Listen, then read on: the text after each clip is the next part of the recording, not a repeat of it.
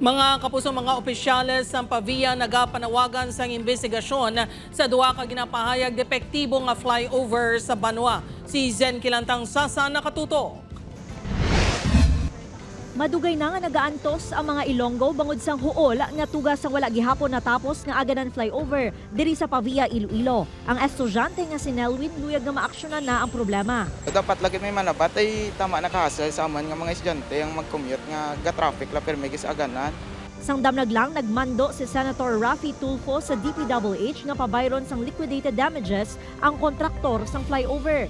Ginkalipay naman ini sang Pavia LGU bangod nahatagan na sang igtalupangod sa national level ang isyu sa proyekto. Suno kay Pavia Mayor Luigi Goreseta, tuig 2023 pa sang nangayo ini sang intervention sa Commission on Audit kag Office of the Ombudsman. So, disturbance siya sa palibot. No? Kag instead nga ma-issue sa traffic, siya pa ang cause ng traffic subong. No, kag it's unfair man nga magdambal sila nga wala kita diri may ginaobra nga magikos man kita. In fact, ako man diri isa man ako kabiktima sa akon nga everyday nga pagpangabuhi sa pag-travel naton, mag-report sa office, gagi man tada mo. So hindi gud pwede nga mahipos lang kita.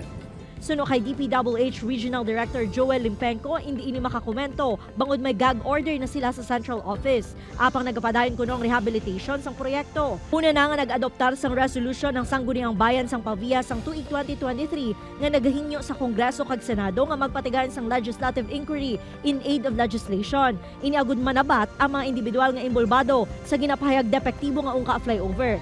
Sunod nga ginpangayuan sang update ang Department of Public Works and Highways sa status ng aganan flyover. Matandaan nga personal nga gin-deliver ni Anay SB member Pete Rimañez ang resolution sadto apang wala mapadayon ng investigasyon.